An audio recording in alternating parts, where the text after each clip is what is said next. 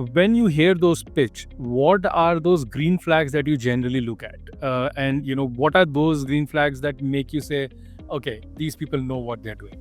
I'm a big fan of people presenting failures, people presenting gaps, because I think pitches in general are a very have a marketing approach, and when you're working with technology as AI, you're not looking for an explosion. You're looking for honesty, because I know that we are not there yet, and we will together get there. Yes. So if you come to me saying that this is we've done this with option, and exactly, we've conquered it, and then I know that this is not a vendor I want to work with, because I know you've not conquered it. I want to know that you can conquer it, and that's my that's my selection criteria. So for instance, I was reading this article the other day. It seems that only 15% of pilots within pharma ever get to a real phase 1 deployment. Yeah.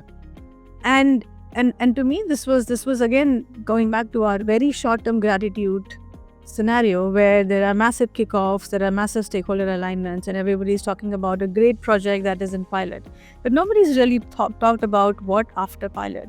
So 15% is a very eyebrow-raising number, and I'm looking for a vendor. A much bigger number than it should be.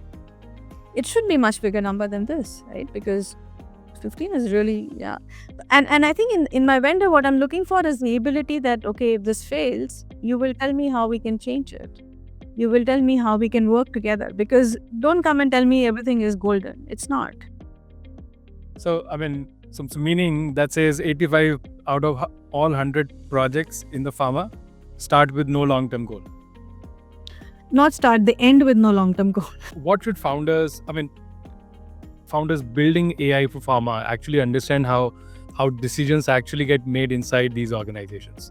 So, and I think this is such a unique point that you raised, is if there's any founder who's not talking about failures, that's a red flag. What should these founders understand about how decisions are being made inside organizations like yours, or in global pharma in general? It's not just about talking failures, it's about talking learnings and how do you navigate and mitigate failures. Because what pharma is looking for is a partnership with the team and the capabilities.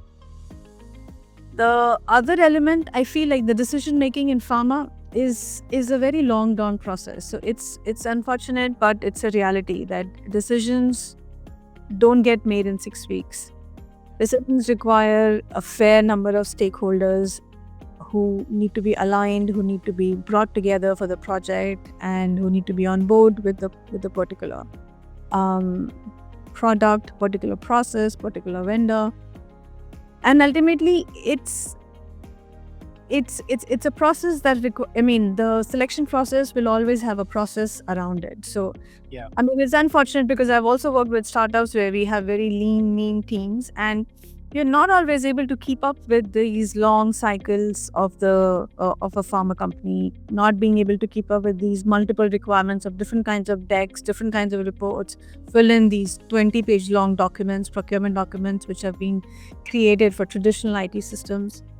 But it's again, I keep going back to the organizational change framework, because this is all part of that slow moving Titanic, which is, which will take time. So today, sales in pharma is not a 6-week, it's 12, 18 months process. And unfortunately, again, this is a bit of a bummer, but stakeholders change in the meantime. So I think overall, there is nothing, I don't have a rosy wand to paint here. It's not.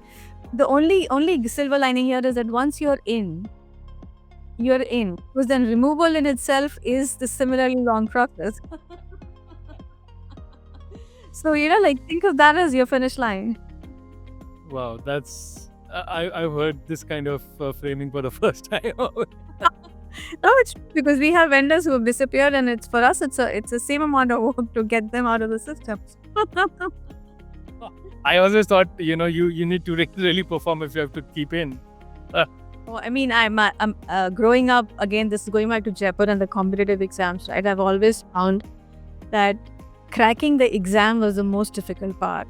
And but once you crack the exam and you're in the school or in the college or in the institute, then it's their problem. Have you found a way to sort of build trust with AI in your organization? I mean, are there any best practices that someone can sort of implement if they want to create more trust for AI products in their organization? What has helped is actually publications. So what has helped is if I'm being able to draw analogy from published evidence in reputed journals, and also what has helped is having other industry AI supporters having a panel discussion, percolating the ideas around. So those are the two elements that have helped. But my expectation with this is that it is in the same pace as an organization change, where it takes one step at a time. And this is where my endurance journey helps, because many a times where you're at the 32-33 kilometer mark, or when you finish your swimming, you finish your cycling, and you still have a full marathon remaining, you're not looking at it as of 42 kilometers left after having done, I don't even know what, 4 kilometers swimming, 180 kilometers cycling. You're looking at 1 kilometer at a time. And I think that's a very key translational learning, that when problems are big, for instance, this trust is a massive win. You cannot achieve it overnight. You have to achieve one step at a time, one person at a time, one moment at a time. Wow, this quote should go in our thumbnail, by the way. Is AI transformation in pharma is not about innovation, it's about endurance. It's about consistency. I think it's about consistency. In fact, I feel a lot of life is about consistency. And people keep asking me, well, what's your motivation? I don't think there is a motivation. I think it's about determination and consistency. Because motivation is that, it's like the flavor of the month. It comes someday, it doesn't come the other day.